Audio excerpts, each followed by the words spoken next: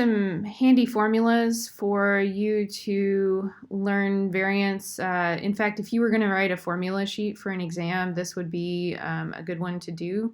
So the expected value or the mean, this is just the average. When we say expected value, what we're saying is that given that we've sampled it a bunch of times and we have like imagine that if you had a classroom of 50 people and you added them up and took the average of their heights, the expected value of the height would be whatever the average is. Let's say 5'6" or something.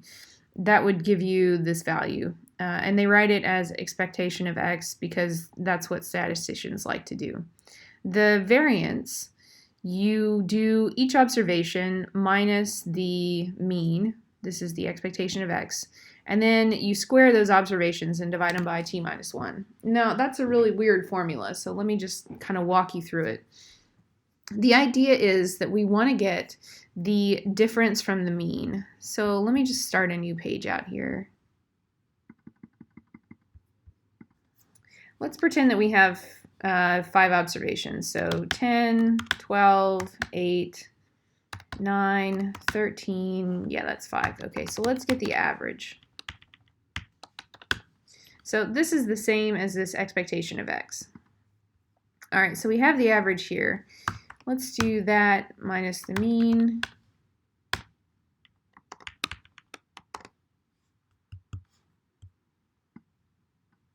All right, so let's say that we wanted to get some idea of how much stuff varies from the mean. You can't just add this up. So if you do this, you get 0 because every observation will cancel each other out. So taken together, these will add up to 0. So therefore, if you want to make some statement about, let's write this, difference from mean, you cannot add those up and take the average. It will give you 0. So one way of getting rid of that is to square it.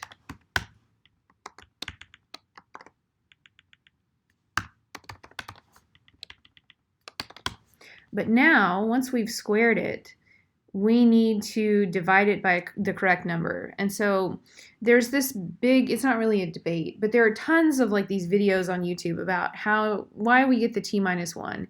And the answer is that there's this statistician thing that if you have the sample of the population, then you need to divide it by t minus 1 because you never sample the extremes well enough and all of the estimates will be biased. If you use the population, you can use just t.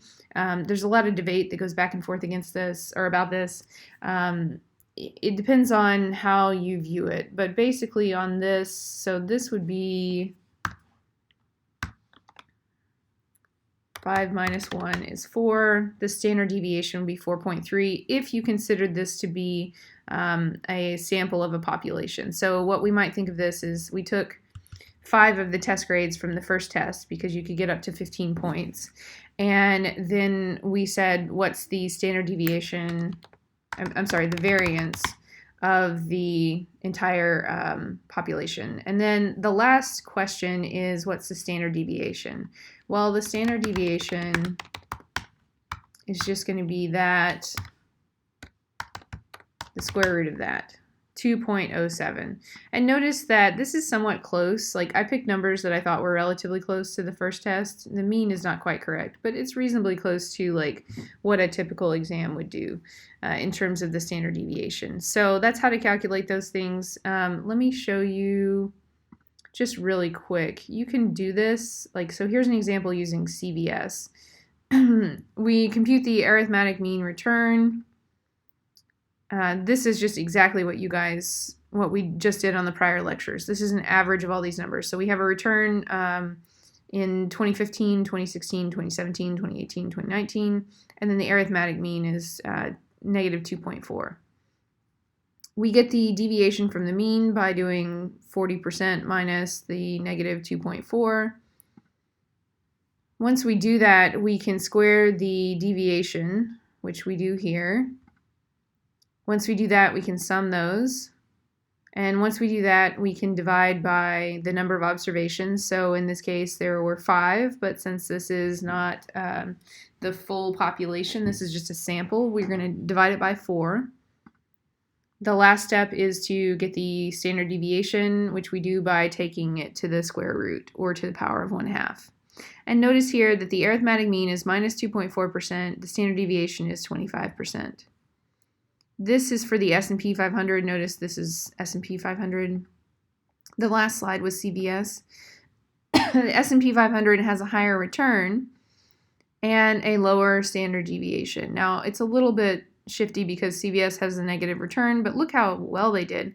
40% return in year 1, minus 20% though in year 5. Whereas the S&P 500 only has one down year, which was 2016, and the return is higher and the standard deviation is lower. These are all of the stocks in the economy, well, the 500 biggest companies in the economy pooled.